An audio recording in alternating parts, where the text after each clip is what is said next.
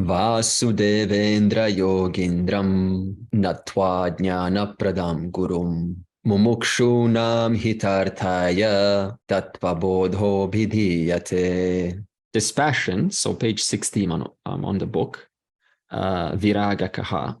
You know, it's very, it sounds almost too simple, you know, when it says, what is dispassion? And this is what we often hear. And then we just leave it at that and then live like that. And that is, what does it say here? So it is absence of Bhoga, right? Absence of desire. Okay. So in reference to enjoyments. Now, suppose you leave it just at that, right? Absence of desire, right? Absence of enjoyment in reference to the impermanent, right? This is usually traditionally how it's left. And then the student is sort of left to figure it out on their own, right? Okay. So now in real life, right? If you analyze your real life, is this what you do? Is this what we do? So suppose, right, someone important to us is around and we all have important things that we value. And we just sort of apply this statement. Okay, so I should have absence of desire about this person. You know, I should just not have any, you know, I should not look for anything from them. I should not, expect anything from them. There should be, there should not be in my mind. So this is all direct definition of absence of desire, right? It is all how it's usually looked at. But really, if you look at your life, is this how we live? Like suppose, this was very interesting. A question came to me on email, and a fella asked a very interesting question. He said, I have this inclination to study the Bhagavad Gita, but I also have an inclination to look at some TV shows, which are like, some random TV shows, which is okay. Now, and he asked me, what should I do, right? What, should I feel guilty that I'm watching these shows which are not really useful? They're anityam. How would traditionally one answer this, right? If you just take this as absence of enjoyment for anitya, right? Absence of enjoyment for anitya, right? It would just be a black or white statement. It will be, no, get rid of the cartoons and just focus on the Bhagavad Gita. So what did I say to him? I said, just the fact, if you look at your experience, he's pursuing, right, both. That means what? Both are important, right? It may not be important to someone else, but it's important to you, right? So in other words, we all spend time on things which we value for one reason or another, right? So he values the Gita, but he also values entertainment. So suppose we say take entertainment out, because after all, you should not have desire for anityam, then what's going to happen?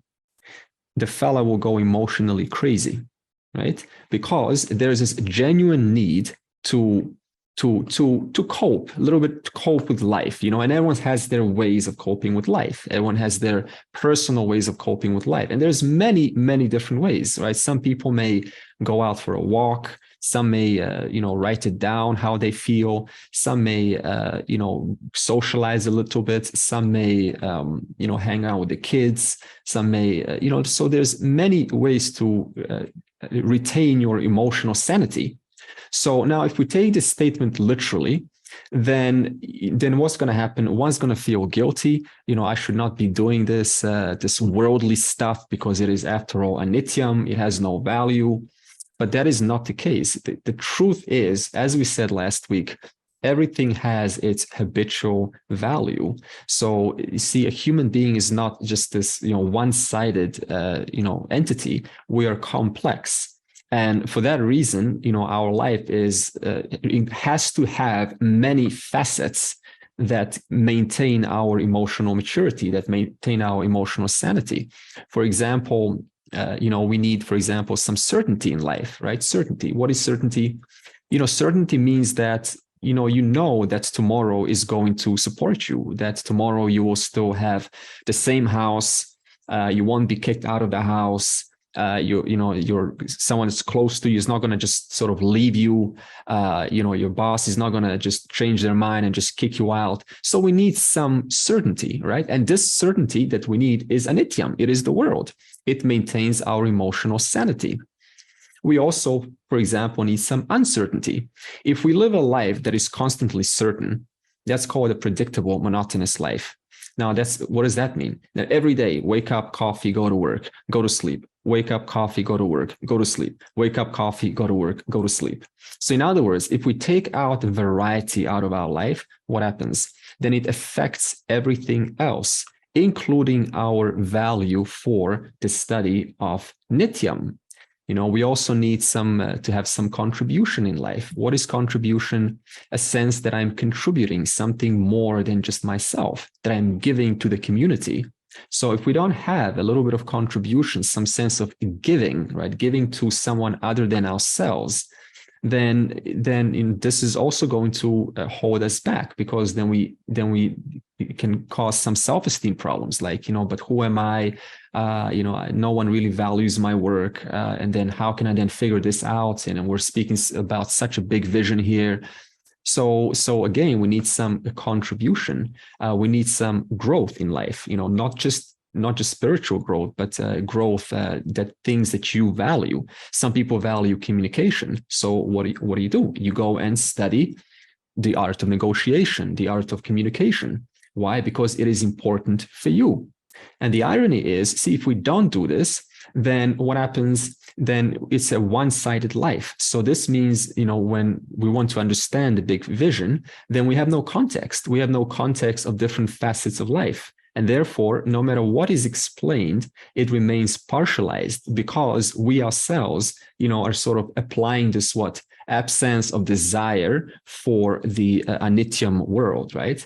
So again, we can see that we need growth. We need contribution. We need some uncertainty. We need some certainty. And we also need to, balance our everyday life without feeling guilty that, this is just TV shows. These are movies. These are just all useless, time-bound things. This is not the truth. So this is not the way to think about it. Because, see, why am I bringing this up? Because time and time again, it is two extremes. One extreme is have total dispassion. So this means it's like, if you take this literally, have total dispassion. So in other words, go to the Himalaya mountains, right? Just abandon everything. So that's one extreme. So give up everything, give up business, give up this, give up that, give up friends, give up socializing, give up everything. Just like be this one-sided individual. The other extreme is to kind of start being the house, be a householder, but then start to distance oneself from things. Now, what happens when we distance ourselves from things that are around us?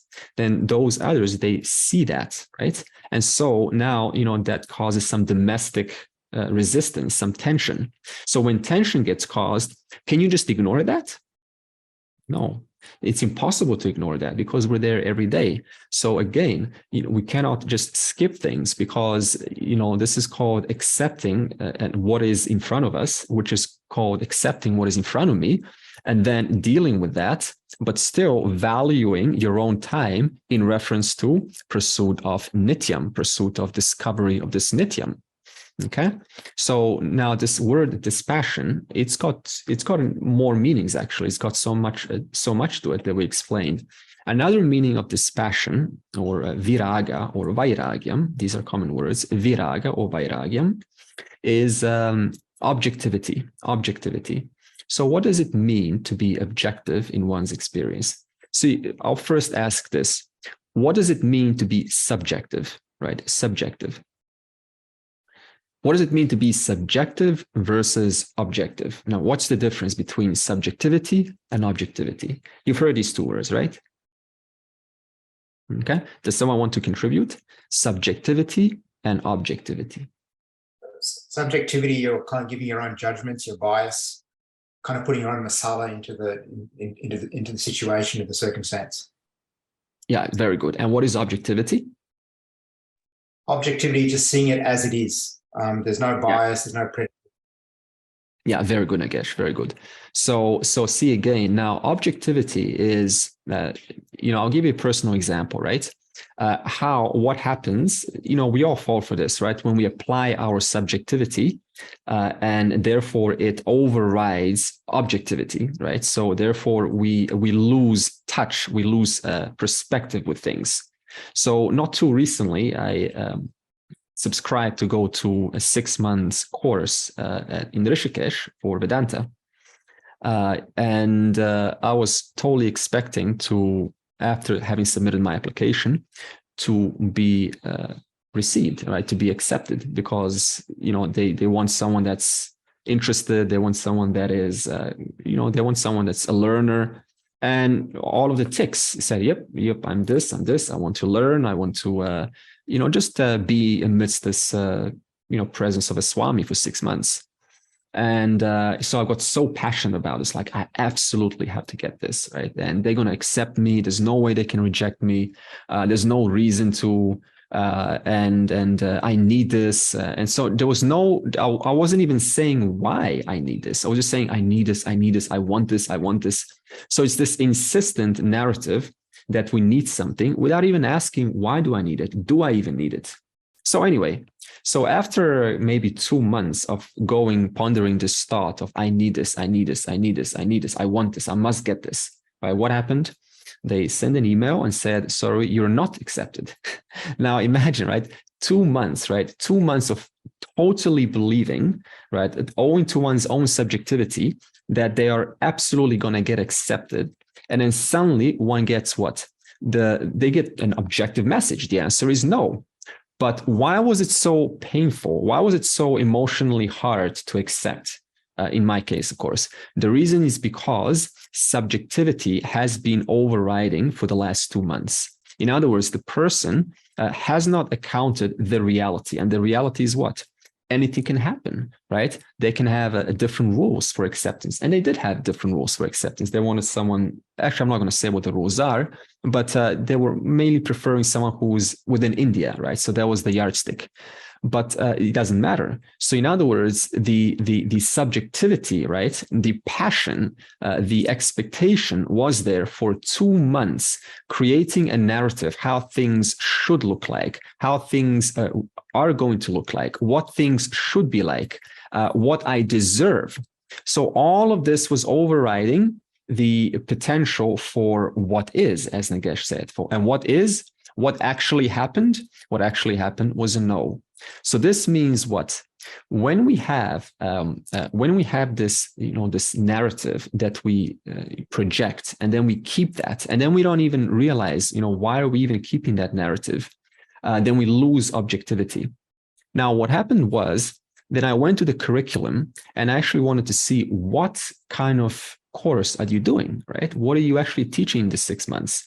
And I realized I haven't even looked at this. I was just like, I want a 6 months course. I don't care what you're teaching. And then what do they teach? They're teaching the Bhagavad Gita. Okay, I've already been through that. I've already gone through it 3 times with other teachers.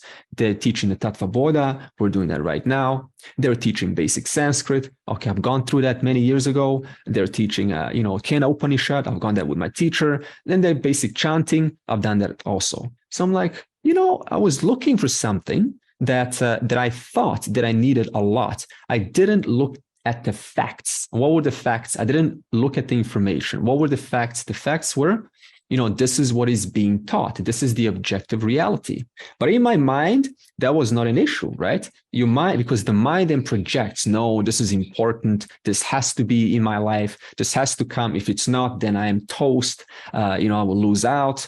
So in other words, all of this information, owing to the lack of information, then subjectivity becomes the normal. And then when the actual reality comes, then there's this massive disappointment. So this means this is what's called losing touch, right? Just an example, we all have personal examples, losing in touch with what actually happened, right? What we wanted to happen, like superimposing shouldisms, right? This should happen and this should not happen. And why should this happen? Because, this is me, this is what I read. It should be like that. Why should this not happen? Well, because according to my conclusions, this should not happen. So in other words, it becomes about the person totally really not even seeing the reality, using the reality as a mere template onto which one can wallpaper their own opinions and judgments, as Nagesh has pointed out. So this is again an example of losing touch, right, with losing patience, losing perspective, and not putting things in their right place. So again, see, these are two extremes. One is to be so dispassionate and just sort of not care, who cares? This is all just, information. And the other one is to care too much, right? We care too much. We put too much care into something. And both of these are not what dispassion is. So dispassion is an art. It is an art whereby, you're including as much information as possible. So in my example, I did not include what is this course about. And when I realized, I was like, I actually didn't need this course in the first place. Right? So in other words, when we don't have enough information, then what happens? There's a tendency for biases to arise. So biases arise when? Subjectivity arises when we have lack of full information. When do we project onto the world? When do we project onto others? When we don't know enough. Therefore, to fill in the blanks, what does the mind do? It assumes, it creates its own story, because the mind has a need for completion. It cannot stand in completion. Suppose that there is a fella who says to his wife at 11 o'clock before sleep, says, hey, something just came to my mind, and I have something very important to tell you. I have to share this with you. And then she says, what is it, honey? And then the fella looks at the clock and says, oh, I just realized it's 11 o'clock. I'll tell you tomorrow, because it's going to take me an hour to tell you now. Now, do you think the wife is going to sleep? You think she's going to sleep? That is a way to make a person not sleep in less than 10 seconds. Just tell them something and then tell them you're going to tell them later. Right? So because the mind wants the information right now. Okay. So in other words, the mind in real life fills in the blanks. It doesn't have enough information. So then what does it do? It approximates something that is closest, and then it just dumps it onto this thing, and that becomes our new story. And this story is what we end up keeping and then further reinforcing, because after all, it's my story. And then no story ends up just, once upon a time. You have to complete that story. Once upon a time, there lived a lady in a red house, and then she at night came over, knocked on the door, and then he said, hello, my dear, I've been observing you, can take you out. And then she says, oh, I'm so swooned off my feet. Let's go together. Where are we going? And then he says, well, why don't you get on my horse? I'm going to go to the forest. And I'm going to my new palace. And then she's there, and she sees this big chandelier on the floor, on the ceiling. And then she's like, where is that from? And he goes, well, that's from my friend, and so on. So the story just never ends, right? And now the mind loves to do this. It's like a story creator. It loves to create stories, especially our own stories. Now, the story, becomes so powerful that it just overrides reality, right? It just colors over reality. It colors over things. It colors over our friends. It covers over the teaching. It covers over, our close people that are close to us. So in other words, one ends up living, sort of like 50% in their own world and 50%, whatever, when they're sort of, tired and there's no much intellect there. So, the person just sits down and they just for the first time see, you go to the beach and you just see, oh, I'm seeing for the first time the real world. And then what happens when a person sees the real world for the first time? They experience a little bit of joy, right? Now, the moment an opinion comes in. Yeah, but it's there are kids, they're too loud. Now, and then immediately, right, the mind comes back in and it says, well, the kids should not, make so much noise. And so it overrides again the world that we are experiencing. So now there's this constant back and forth between subjective reality and objective reality. And so dispassion, what is dispassion? It is using one's mind, right? To be careful not to override, not to overshadow the world. And this is important. Why? Because everyone falls for this. Everyone falls for this. And when one falls for it, what happens? Then they realize slowly, oh my God, this was my own story, right? I wanted something out of my own needs, out of my own expectations. This fella could not deliver that, right? He or she could not deliver that, but I wanted them to deliver that. And therefore, what? We end up putting pressure on the world, asking for something that the world cannot deliver. So therefore, and then what? Then next step is, it doesn't stop there. Then we project, anger, right? It's anger, disappointment, and then it stifles one intellect. One cannot think now because of this not being careful, being too passionate or being too dispassionate. Okay, dispassion. So dispassion, having objectivity. What is this objectivity? It is what we call the empirical reality, like the factual reality, right? This is what's actually going on, right?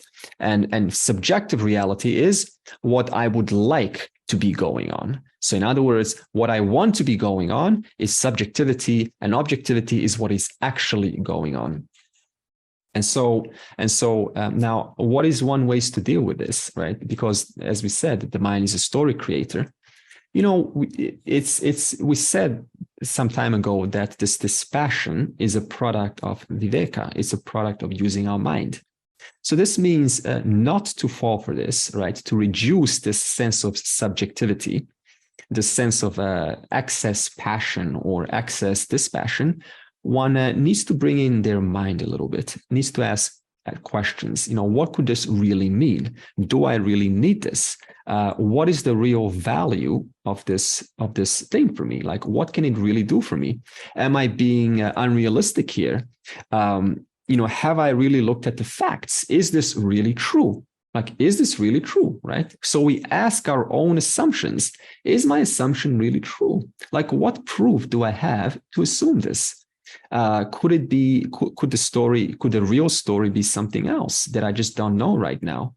Am I saying this because I wanted for this to be true for me? So in other words, we ask questions to get a different perspective, because subjectivity is retained how? How does one retain subjectivity? Question. How do you retain this narrative, this personal narrative? What goes on in the mind to retain this personal narrative? How is it sustained? By what is it sustained? You're not evaluating your opinions or your notions. Good. So in other words, the notion continues and it doesn't get changed. So one notion gets stated, and then that notion gets repeated and added onto or supported by new notions that reinforce the original notion. So this means to get out of this subjectivity, which is really the source of all pain. I tell you, what's the source of all pain? It is nothing but subjectivity. Look at kids. Kids, you have to do something to make a kid unhappy. Did you notice that? They're naturally happy as little ones, right? But as adults, we have to do something to make ourselves happy. Why is that? Because the adult mind is doing what? Subjectivizing. It's putting subjectivity onto things because it's so used to doing it. Therefore, now it becomes very hard to actually see what is actually what's actually required. Like what is actually the needs? What's actually going on?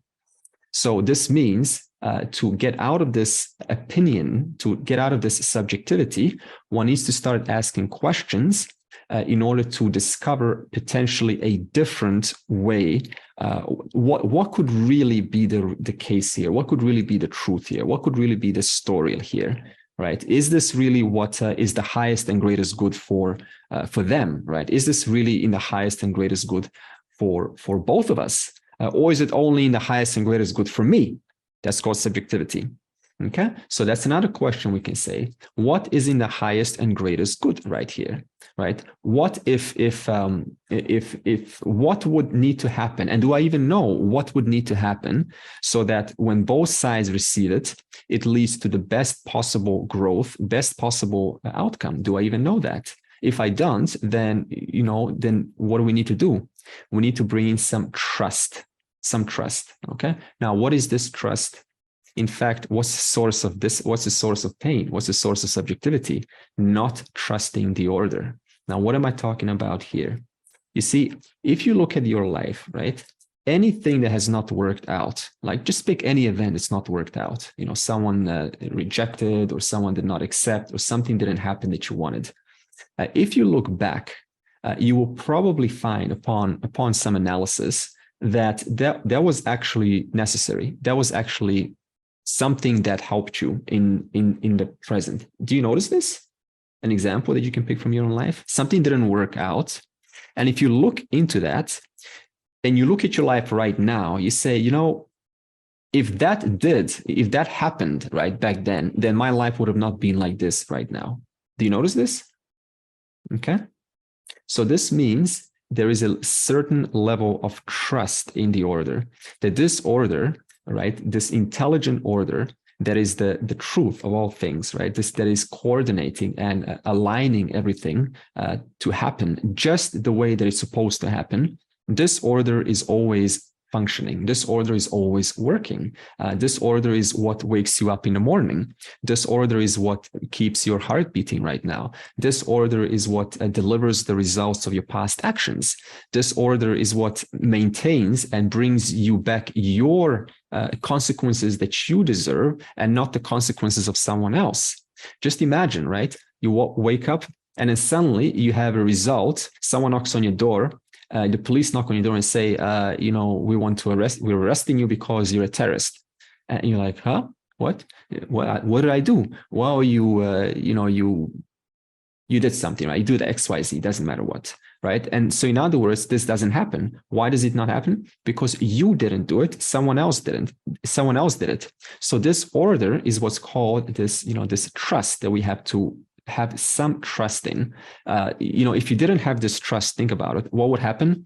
Then you would not want to wake up, right? You will be afraid to get out of bed, because what happens if gravity disappears right now?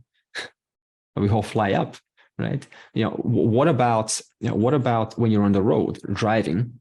Do you experience fear of some fella having a heart attack and swerving into your car?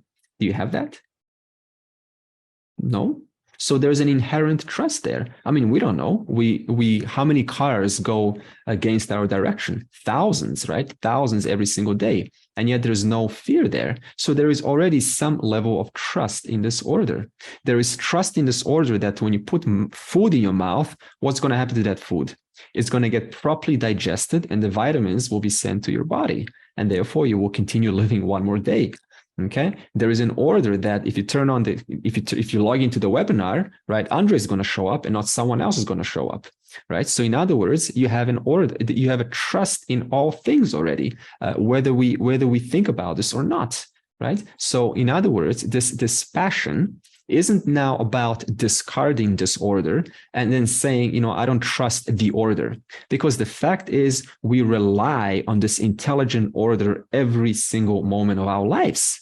We rely on this order to hold this knowledge, to understand, right? To make sense of reality. Now, for the individual to say, I am dispassionate towards that order, what are they really saying? I don't trust the order. So if I don't trust the order, then how is one supposed to understand the fullness of this knowledge? Because this knowledge is nothing but really, if you look at it, it's anityam, right? It's just words. It's just an understanding, right? So you see how, this passion is not about just putting things, closing them down, and then kind of saying it's all anityam. The fact is, we need anityam every single day of our lives. Every single minute, we need anityam to thrive, to prosper, to grow, to understand. Okay, so this order is what helps us to exercise this passion intelligently. So this passion is intelligent discernment, intelligent dynamic, discernment with the world, intelligent engagement with the world, intelligent dealings with the world. Okay, neither discarding, neither playing coldness or aloof, nor being too into it, nor too much. Right, neither of those, but rather just seeing what value does it really have, asking the questions to be really clear. What can it really do? Do I really need it? And am I expecting this for my sake, or is it really in the highest and greatest good for both of us, right? And now, having this dispassion, the person can move on to the next value. And what is this next value? Let's see. Shamadhi sadhana sampatihka shamaha dhammaha uparati titiksha shraddha samadhanam cha iti. So what is this sixfold that starts with Shamadhi? What is this endowment? Sampatihi is this endowment. Who is endowed with this sixfold starting with Shama? Or what is this endowment about? Okay, so let's start with Shama. Okay, I'll explain first and then we'll go through the book. So first one, they're going to say what? Shamaha kaha, right? Shamaha kaha. So kaha is what? So what is Shama? Now look at this. Mano nigrahaha. What do they say? Mind control. Mind control. Okay. Please control your mind. Control the thoughts that will come in the next 5 minutes. If we could control our minds, we would be happy 24/7. Is that not true? Just turn on the buttons called happy buttons, right? Press the happy buttons and control the mind. You cannot be control of the mind because the fact is you didn't create this mind, right? The mind's job is just to display a series of thoughts, display a series of doubts, display a series of memories, display a series of thoughts. And then how we deal with them is what we have to do then, right? That's what the mind does. It's never going to stop. This is a common question. My mind just keeps on going and going and going and going. What do I do about this? The answer is nothing, because to do something about it is you're trying to go against nature. You understand? The nature of the mind is to keep going and going and going and going and going. In fact, to do something about it is to what? Go into subjectivity, right? That's called rejecting an objective order. The objective fact is the mind will keep going until last breath.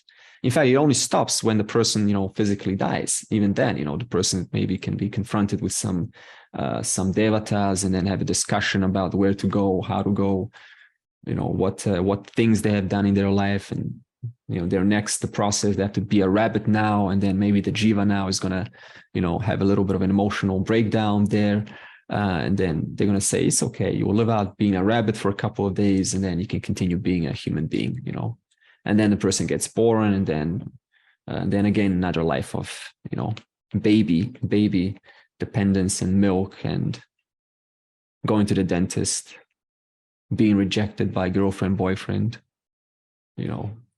driving to work in big traffic, COVID number 22, what have you. So it's just a continuation of all of that.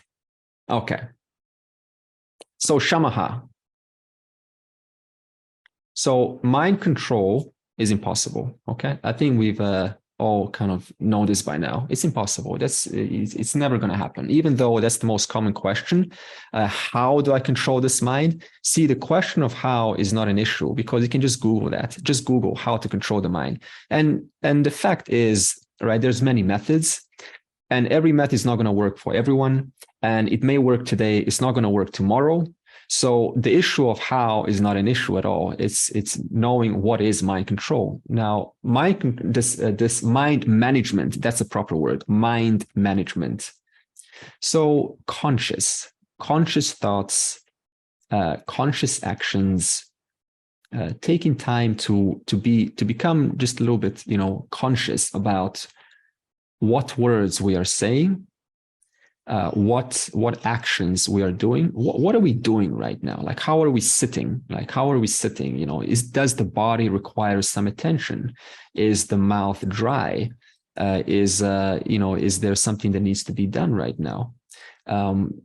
Is your mind with this webinar right now, or is it elsewhere? Right? This is also being conscious. So just having a sense of mindfulness over our habitual patterns. What's a habitual pattern? It is whereby the mind will just play out, right? It will play out its program, and it can, we miss out what the mind is doing. So this is called daydreaming. So when we go into daydreaming mode, what's the product of daydreaming? How did daydreaming start? Right? The person lost it for a moment, right? They went in somewhere into a little narrative that was better than now, right? So one created their own little world, and then they kind of park themselves in this little world, and they stay there for a while. So this is, we want to get out of this sense of, the mind does whatever it wants. So it is mind management, management of our responses to mechanical responses. Okay, so what are these mechanical responses? What's a mechanical response? It is a response that has been done before. It is easy. It requires little effort. It is automatic. It is, it's comfortable. So what does one do? It's much easier to resort to what is comfortable than to actually be conscious. Like, what am I doing right now? Like, what am I saying right now? Are my words aligned with how we feel? Like, is what I'm sharing now, is it aligned with what needs to be said right now? Right? This is being conscious of how we feel. Like, how does my body feel right now? How does your body feel right now? What needs does your body have right now? Where is your mind right now? Where is it? Is it here? Is it thinking about something that has happened today? Where is your mind right now? Okay. And what is your mind saying right now to the question, where is your mind right now? Right? How is it responding to this question? What thought process is now arising by me saying, be here, be present here in this class? What's your mind doing right now? Is there resistance? Is the mind saying, why should I change the topic?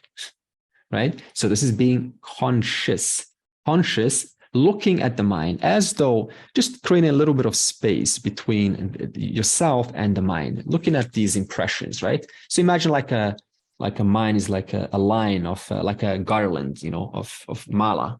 And there's these little balls, and every ball is a thought, right? So just creating a little bit of space and seeing how your mind is, processing all of this.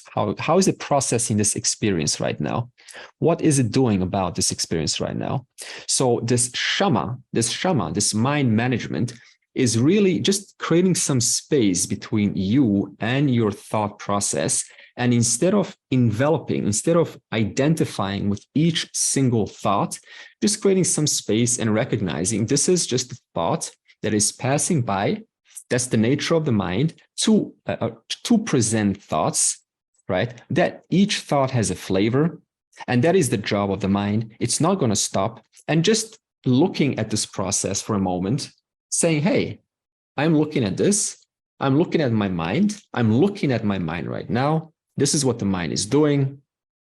And then you can identify with it, right? So just creating some space, dealing with the thought if it's important, but also never forgetting that there needs to be a little bit of space just to manage this insistent need of the mind, which keeps on saying, attend to me, please. Attend to me. No, attend to me. Another thought. No, attend to me. Another thought. No, attend to me. No, I am more important. No, I'm more important. No, I'm more important than the previous one. No, I am the most important thought to attend to.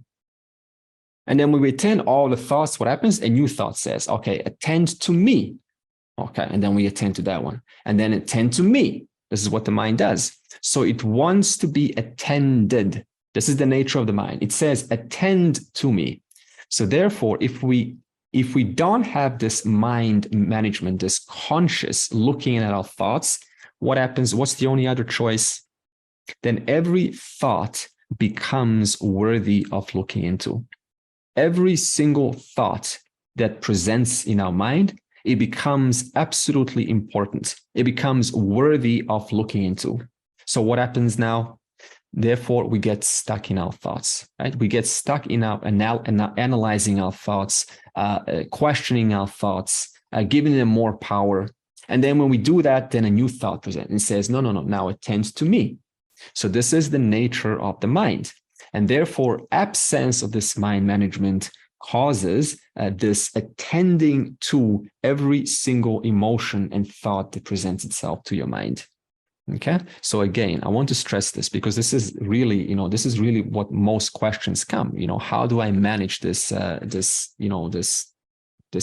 It just never stops. There is some space required. And this space is required. Why? Why does one put a little bit of space? So that one doesn't keep on constantly identifying with every single new thought that just doesn't ever end, right? Now you go to the Himalaya mountains, you think thoughts are going to end? No, they're going to be about, the tiger coming, or then some sadhu stealing some food, or, the rainfall too much, or how am I going to keep warm tonight, or where am I going to get my water from? I have to now go down and the rocks are dangerous, right? Or we go to our house.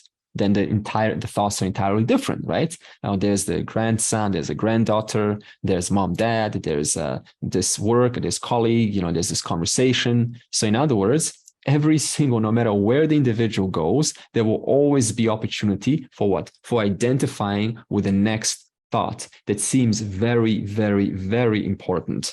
But actually, most of them are actually not that important, right? So now mind management, this Shama, is just, identifying what's the nature of the mind. It is to present thoughts to show themselves, but you don't have to get involved with every single thought. That's a fact. The fact is thoughts present themselves. The fact is also, I don't have to immerse myself in every single thought. I can at least let go 2 thoughts. We can start with that, okay? If 10 thoughts come, at least let 2 go on the beginning. Okay, this seems very important. What am I gonna, I'll need to wash the clothes. What should I put in the washing machine tonight? Okay, I can let this go. I can let this thought go. And then a new thought comes. The fridge is empty. What cheese or what bread will I buy tomorrow? Right? What will I buy? What brand of cheese will I buy tomorrow? Okay, I will let this thought go. Okay, and then another thought comes. It says, okay, you need to go to bed early tonight because tomorrow, you got a flight. Okay, I will attend to this thought. Okay, so this means we can now create some space between our thoughts. All right. Sometimes when I'm trying to focus on something and these things come up like, the laundry needs doing, or, I need to buy something. And it's kind of like when your computer says, oh, we have an update that we need to put on. And so I just remind me later, I just find that I mentally press that button, remind me later. And this is good. Works for me. Yeah, good. So, I have an app here called To Do. And I do the same thing. I just put it in the to-do, and so I don't have to empty out your mind. Put it on a to-do list, and you'll see later on, maybe 10 things, maybe only 3 were important, and the rest of the 7, they've seemed very important when they arose, but looking back in the future, they were not that important at all. They were just sort of, they seemed important, but they were not that important. Okay, so Shamaha, why is Shamaha important? Because the mind is really what we deal with. Now it's 95% of the work is really on the mind. Just the insistent chatter, right? My mind's too quick. Well, let it be quick. That its nature. Do you want a slow mind? Okay, imagine a slow mind. Okay, so imagine we have a slow mind, so what can we say now? You go on the road. You step on the road, right? And there's a car coming, and your mind's very slow. And you say, oh, the car is very far away. I can step on the road. Now you step on the road, and your mind's still registering the car from the distance, but the car is actually almost about to hit us. And so we step on the road and, roadkill, unfortunate. Okay? Let the mind be quick. it's, you know, no one wants to slow mind. So it's really just matter of managing it, like directing it to something that you value, something that you value. This is why it's important to have something to fall back on. If we don't have anything to fall back on, then what's the mind going to fall back on? This is what we call likes and dislikes. It's going to fall back on entertainment, something that's very easy, path of least resistance, you know, any of these things is going to fall back on. So it's very important to have something to fall back on when the mind, you know, to help out the mind, just kind of focus it, center it, you know, center its attention. Dhammah kaha chakshuradi bahendriya nigraha. Okay, so what is Dhamma? So now the word bahendriya is, you know, antar is inner, so bahi is outer, so it's an outer instrument. So it is mastery of the outer instrument, right? Now, what is this outer instrument? We all have our organs of perception, and we have our organs of action. Organs of perception is your eyes, you know, our ears. So we'll stick with eyes and ears. There is skin and all, but mainly it's the eyes and ears that are involved. Mastery of our senses. That's what Dhamma means. Mastery of the senses. There's two ways to interpret this in regards to in regards to perception organs. Okay, so again, 5 organs of action is like our hands, our feet, right? Our speech is also an organ of action. It produces action in the form of words. But let's just put our focus on 5 organs of perception, right? What we hear, what we see, what we feel about this world. So one of the ways that often this gets interpreted is just don't look at things that disturb you. This is one of the ways to look at it, right? So, you know, there's some extreme cases. We used to have, there was once a Swami who was so practicing Dhamma that he said, you know, I want to go to the airport and I don't want to see a single woman. So what happened is, so he thought, you know, women are the problem, right? It's going to trigger desires and all this. So he said, you know, I want to be escorted by my disciples and they need to surround me and to ensure that my eyes do not land on an object of a female. So now this is, you know, this is not what Dhamma is. This is, again, this distorted version of sense control, right? Because there's nothing wrong with an object. The problem is the fancies that the person starts to entertain, the fancies, because see, your senses just simply report. That's all they do. They innocently report visuals, they report sounds, they report sensations. Okay, they just report. That's all the senses do. They don't have an intelligence of their own. They don't say, okay, you know, I choose not to see this, I choose not to hear this music, you know, I choose not to hear this music. They can't do that. The senses have no intelligence of their own. They just report data of the world. So now, see, one way, yeah, sure. One can sort of remove posters of F1, you know, F1 cars and put like maybe a Rudra or a Shiva, and then, you know, your eyes now get exposed to an environment that inspires you. This is one way to go about it. But this is more of a rudimentary way, because the point is not to manipulate the world for the sake of seeing better things, for the sake of hearing better things. That's not the point. In fact, this is how most go about it. Let's change the world. Let me change my environment. Let me change my entire house, right? So that, you know, my senses are sort of exposed to something that's more inspiring. This is a very rudimentary, rather immature way to go about it. Even though it can help, some find it does help, right? They just put noise cancellation headphones and then you cancel out noisy neighbors. It's much easier than you know, having to find inner focus and just tune that sound out. So there is some merit to this.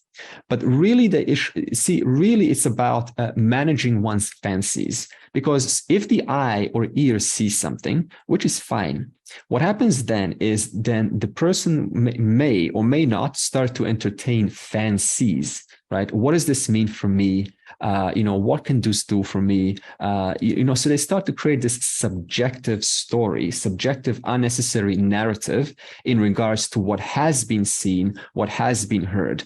This is again called attributing too much value to something that it inherently doesn't have. It intrinsically doesn't have that value, and the mind projects value onto it, and therefore then it becomes one's own problem. In case of the Swami, right? So in other words, the eyes just innocently see a female object, but then the Swami, in that case, this happened like 30 years ago, right? In his case, the mind is still yet to work on developing maturity, not to objectify something and not to project value that he doesn't have, right? It's just a body. It's just a body called a female. That's all it is. So what happens when we project? We start to create fancies, and these fancies then start to get internalized. And when something gets internalized, what happens? It becomes one's own problem. Okay. And then what? Now stop looking at it. That's not the point, because when are we not looking at things? Like, when are we not hearing things? So the point is not to change the world, but manage one's fancies that do arise when the senses do get exposed to something that would otherwise trigger a fancy, right? This is the time to apply some Shama, some mind management. Okay. Now, when it comes to 5 organs of action, suppose someone says something, and then you feel that emotional trigger, right? You want to respond, like, in customer service, this happens. Someone sends you an angry email. They're kind of being irrational. There's no proper language usage, and then you feel like giving them a mouthful, teaching them a lesson. Like, let me teach you a lesson. How dare you speak to me like this? So if one gets to that stage, it means I missed Shama. It means I missed mind management. My mind did not save me, because just to be triggered means what? It's a big deal. If something's a big deal, it means it hasn't been addressed in one's own mind. That means whatever stands out, we notice. And those things that stand out are what? Those things that we haven't fully addressed. If someone sees their ex-partner, it triggers so much in them, right? Now, why does it trigger so much? Because it hasn't been fully resolved, right? Their perception hasn't been fully resolved. Whereas if you see someone that you have a really nice relationship with, it doesn't trigger anything. It just triggers a state of neutrality. So this means there's nothing unresolved regarding this person. Therefore, I don't get triggered. But now suppose one does get triggered and they want to say something. So this means Shama has failed. What's next? Apply Dhamma. So this is about holding one's lips, right? Because they want to say something that's probably going to be inappropriate. It's probably going to create some regret later on. One holds their lips physically, and they hold their anger, and they go home and they can maybe put up a boxing bag, and you can punch the boxing bag if you want, right? Or punch your pillow, right? Go and create some pillow feathers all over the house, okay? So in other words, one's holding back their initial reaction, and then they're applying it in the future. Because if one does it immediately, what happens? It causes, it contradicts the good opinion of yourself. You say, oh, I could have not hold back. I didn't hold back.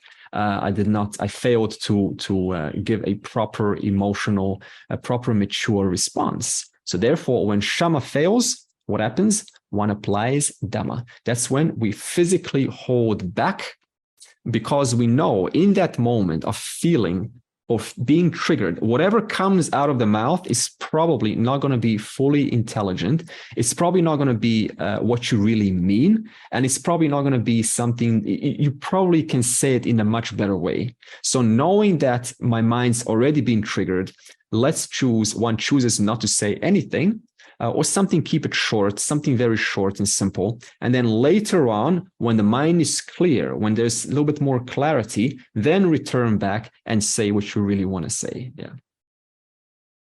Yeah. I worked in customer service several years, and this is my specialty, where customers will, they want a refund, and they use all sorts of language, right? They're angry, they're not happy. And I remember several years when I began this, age 17. So this was, over 20 years ago. I began doing this. And back in those days, right, whenever someone sent an angry email, I remember I could not hold back. I did not hold back. I always like created the same language, the same response. Like, I want to show you, who do you think you are? I am, this person, and you don't talk to me like this. And every single time it did not work out properly. They sent an even ruder email. They filed a chargeback on a credit card. So it was just a total massive failure. And then through the years, it taught me to hold back, right? To not reciprocate this kind of language, because then one's putting themselves at the same level as the one who has given you that kind of treatment. Okay, so this is very important. Negotiation is required, right? Proper negotiation, need to hold back one's objections, not get too involved in one's upsets, and therefore just look at it objectively. Look at it. What can I stick with the facts, as my teacher said? Stick with the facts. What needs to be addressed now? What can I do? Am I answering out of my emotional upset, or am I responding factually? Like, what needs to be addressed right now? And let's respond like that. So with an email, how you've got a time frame where you've read it, you've got some time to process. Sometimes you're in an interaction where it's very immediate and the trigger is very quick. And there's not much time before your trigger and your response, and it happens so quickly. And so you don't actually even have the time to, process it at that point. You obviously think about it aftermath and you try and reflect on it at a later time. But that trigger point, it usually doesn't give you much time to have much insight. Good one. So any suggestions for this? Let's see what others have to say. Yes, I had a very, this is talking to me personally. I actually had a client that was hallucinating and making up stuff about me for 2 weeks. And it was very confrontational, and I had to hold back instead of responding. And of course, because it's a nursing environment, I had to document everything. And then it went to management, and the manager went and spoke to her, and she was still saying the same things. And he knew that it just wasn't, I didn't do those shifts in the middle of the night. I wasn't even there. So it was totally, she was hallucinating, this lady, but she was very angry at me for 2 weeks. And I had to think of a solution. So using the mind is something that it's a gift. So I had to think of how I could overcome. Is she stuck for you? Okay, no problem. But she's got a good point. I'm just going to answer this meanwhile. Lorena, we cannot hear you, but we would like for you to finish. See, what I do in this case is I just say, I've experienced this many times myself, and I just say, may I answer in whichever way that is in the highest and greatest good for both of us. May I answer in a way that will not, continue a state of upset or conflict in the future. So in other words, in what way would I have to respond that they will minimize the conflict? It will minimize the conflict that will arise from my response. Okay. So in other words, there's 2 ways, right? Just react, however, which is okay. Then you don't know what you're going to get, right, as a result of that. Or just take a moment and say, okay, let's address this person's needs, but also let me act out of my own truth. Like, what do I stand for in this moment? Like, let me act out of what is right, what needs to be done here. And then speaking from that place, right, including the sense of Dharma, right? What needs to ethically happen? Let's put some morals, let's bring some goodness into this so that it works out for both of us. Dhamma is management of perception organs and action organs. Okay, so in other words, when Shama fails, then resort to Dhamma. Okay, so that's the order. This Dhamma is also about saying what you mean.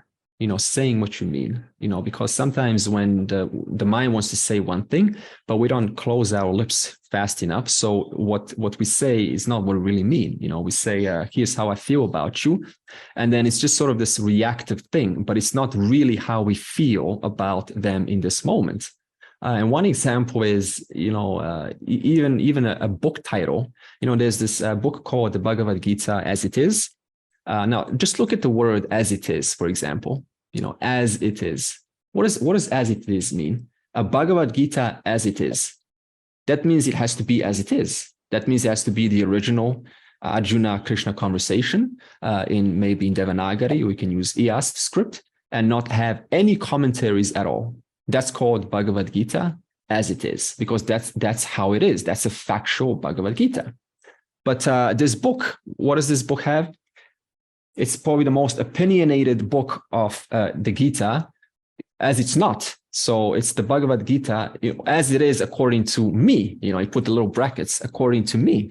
So this is one example of saying something and not being mindful. What is this? What am I actually saying here? Is this making any sense? Because you cannot just say as it is.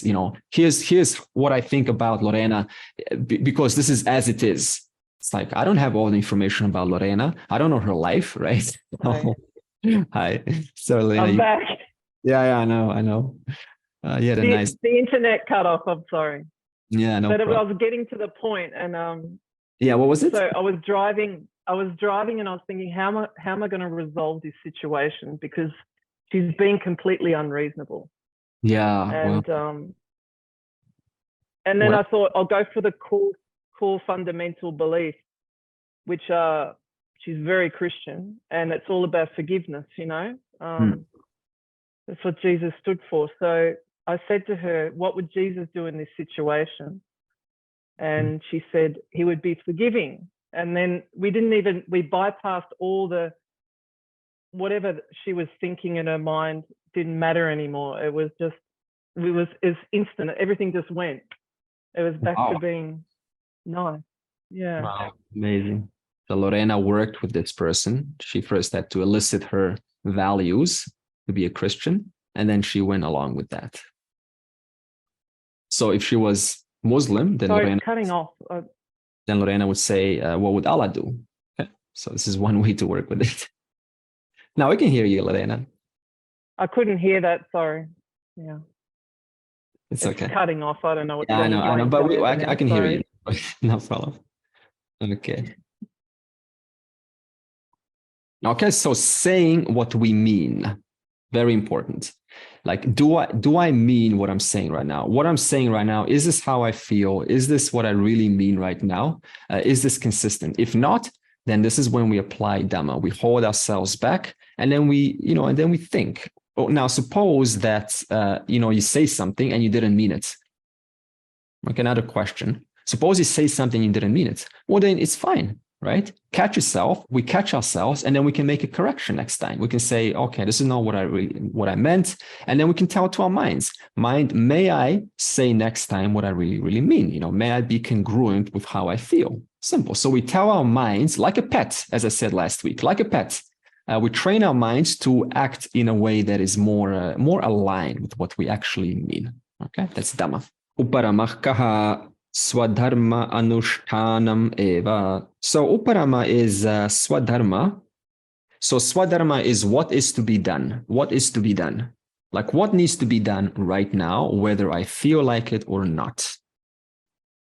Easy to do things when we feel like it, but it's hard to do things when we don't feel like it. So swadharma is knowing, hey, I feel in a certain way, but what needs to be done? Then let's do it. Let's attend to what needs to be done, whether we feel like it or not. Okay. So in other words, what happens is one's likes and dislikes are subservient to what needs to be done. That means they're subservient to dharma. They're subservient to morals. They're subservient to morals. So you see, it's impossible to not do. We're always going to be doing something, right? This is a fact. You're always going to be doing something. Now, if we take Uparama out, then that means we are taking what needs to be done in the light of Dharma. So this means, what's the only other choice if you take that out? If you take Uparama out, what's the only other choice? Doing what needs to be done according to my likes and dislikes, which may or may not, in most cases, it is not aligned with Dharma. It is not aligned with ethics. It is not aligned with the highest and greatest good for both you and the other. It is usually aligned. It's usually one-sided. It's usually aligned with one's own personal opinions, one's own personal shouldisms, what should happen and what shouldn't happen.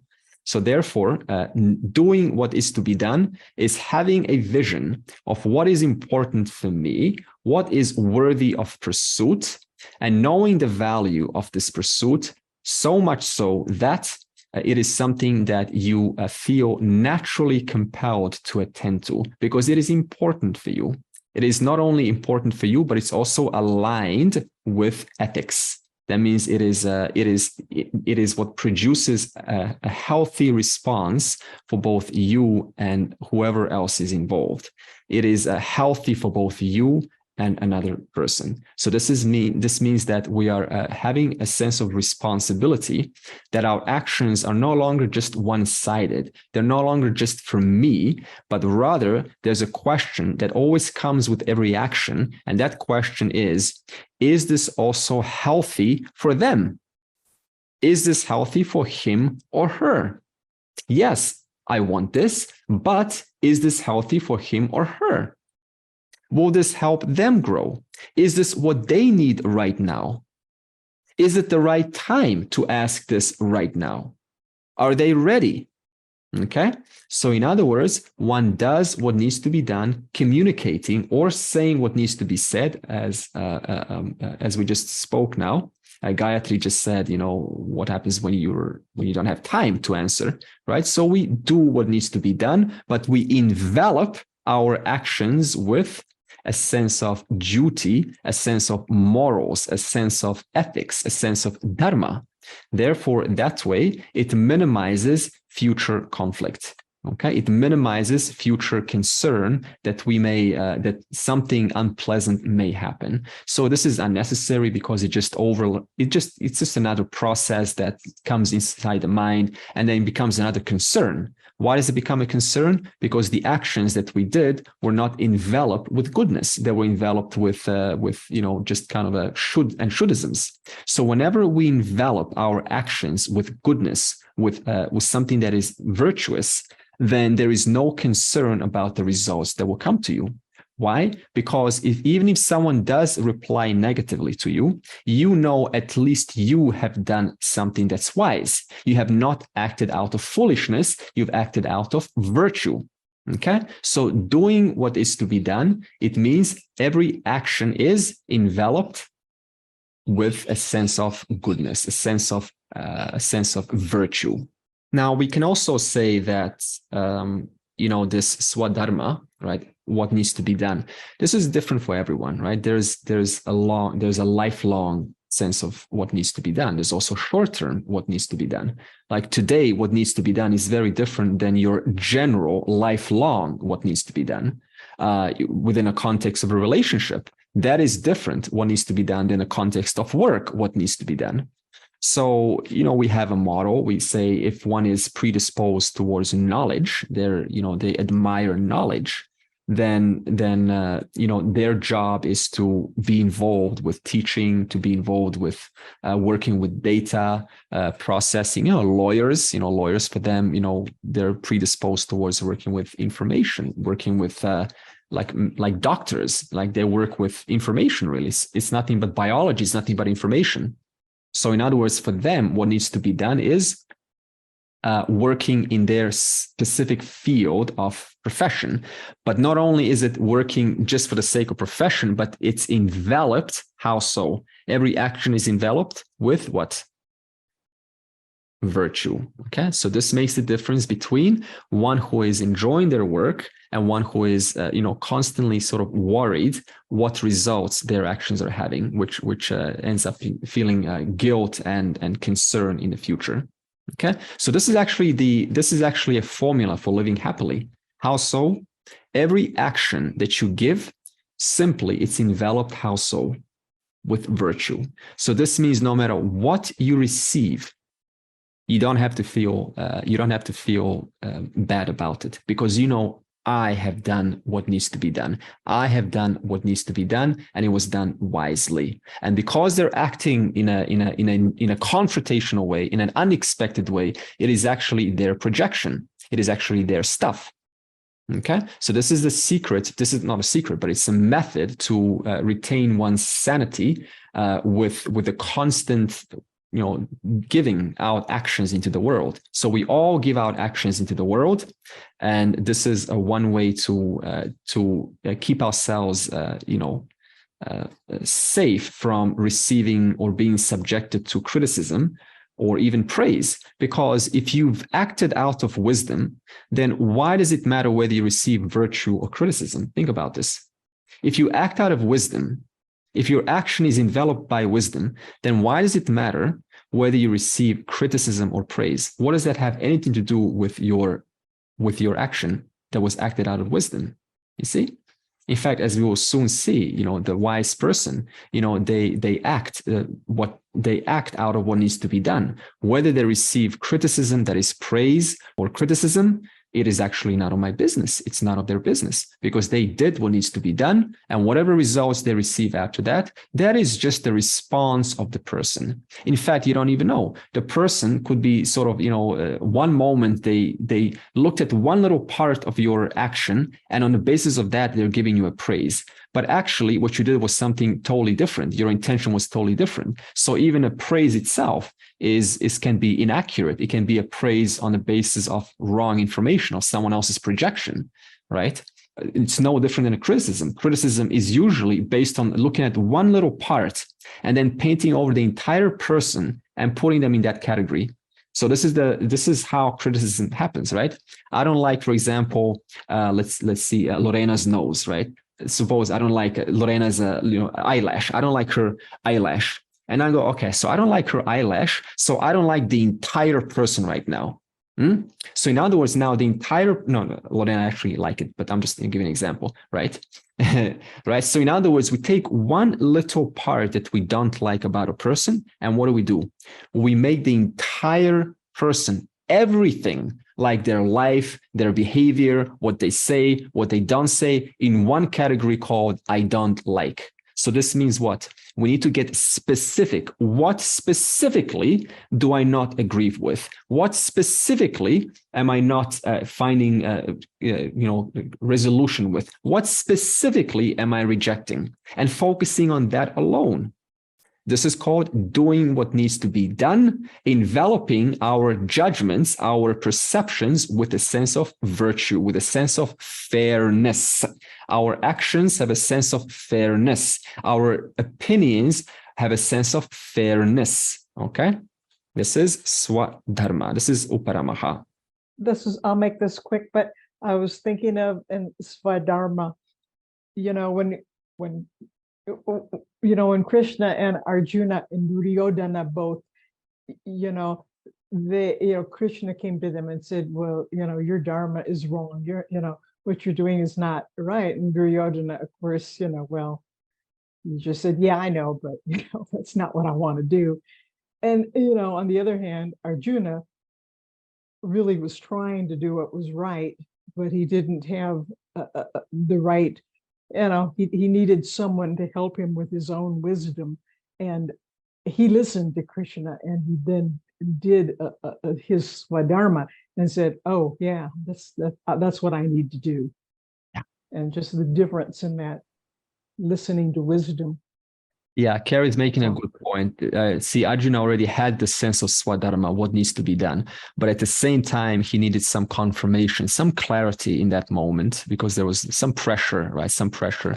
And so he needed some knowledge to back up his actions.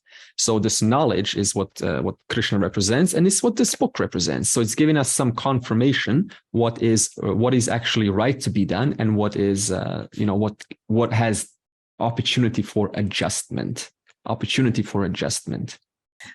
So this qualities that we are going through, do they all fit in under the 20 values under the chapter 13 Bhagavad Gita? Do they all correlate?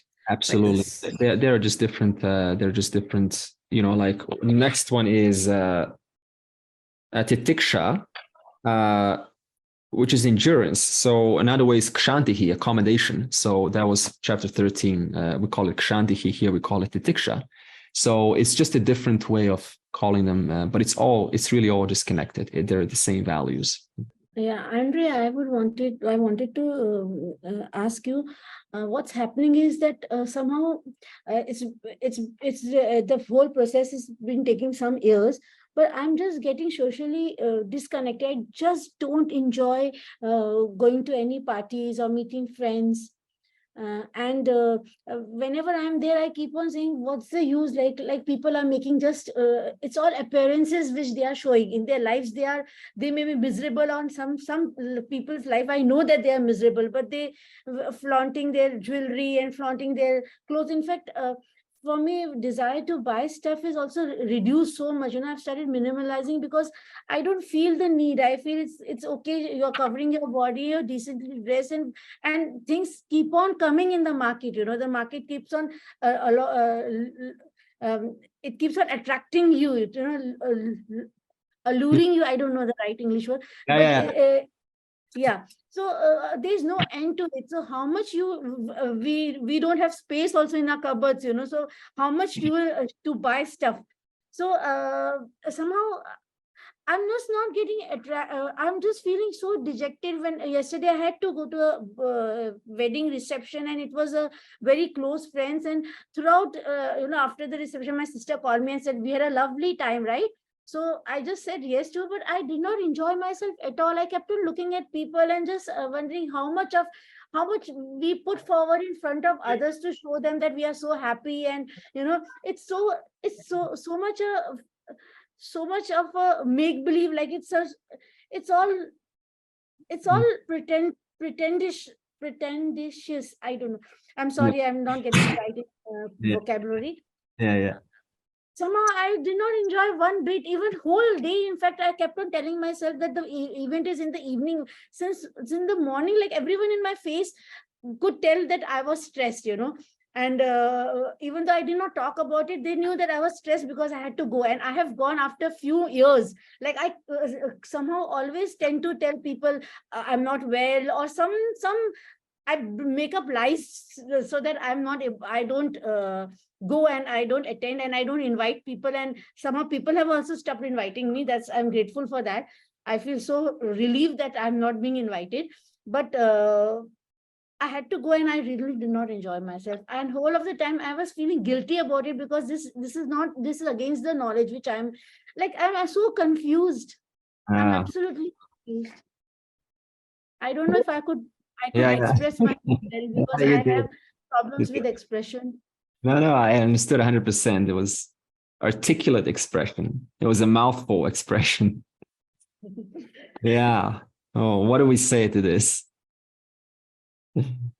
This is life. This is random. Everyone's got their own personal, domestic things. But I'll tell you one thing, Nanu, is I relate in a sense that the more we evolve, right, as a human being, the more what we value changes. And what I hear is what you value, what you find important, what you find worthy of spending time with, it's changing because you're changing.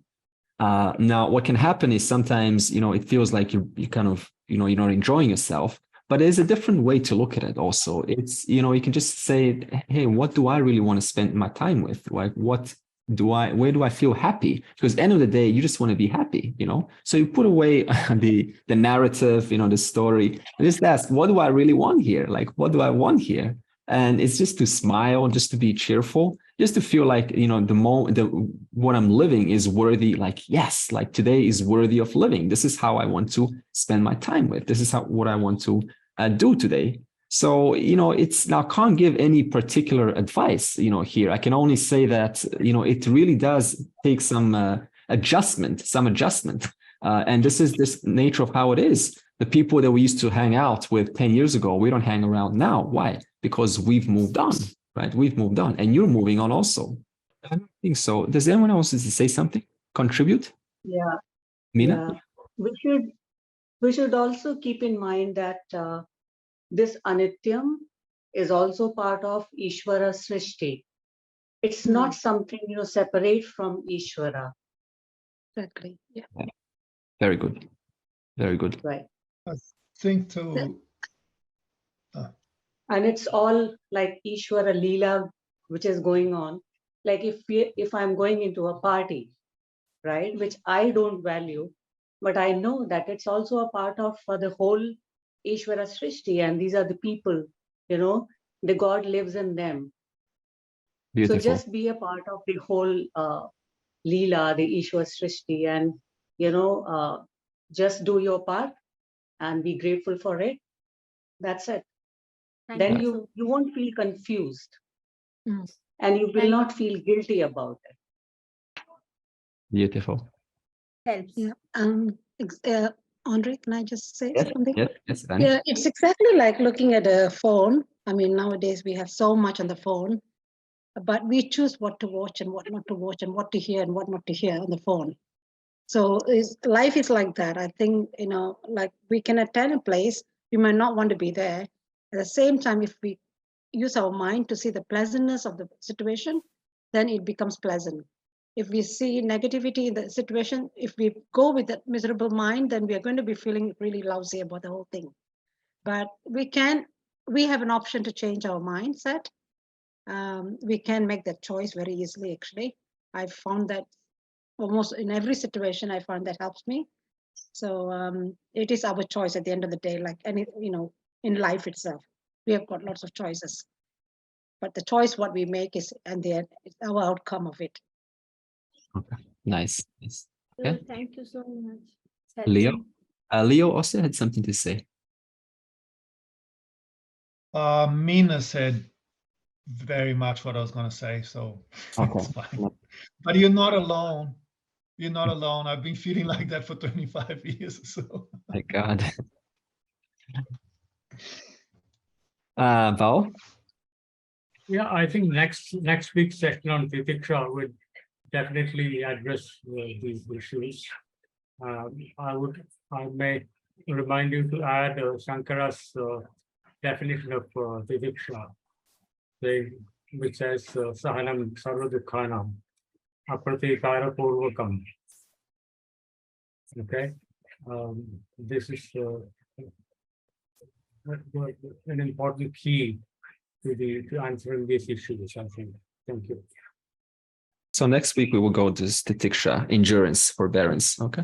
Om Purnamadav Purnamidam Purnat Purnamudachyate Purnasya Purnamadaya Purnameva Avashishyate. Om Shanti Shanti Shanti.